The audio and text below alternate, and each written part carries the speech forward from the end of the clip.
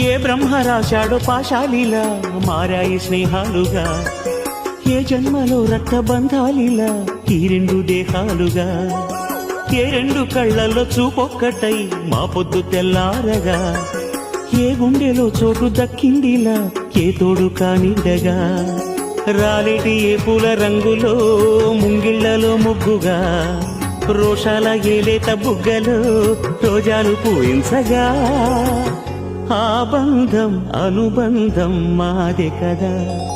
చిన్ని చిన్ని ఈ పువ్వులు చూసి జాబిలి నవ్వింది, సిరి వెన్నెల జల్లింది.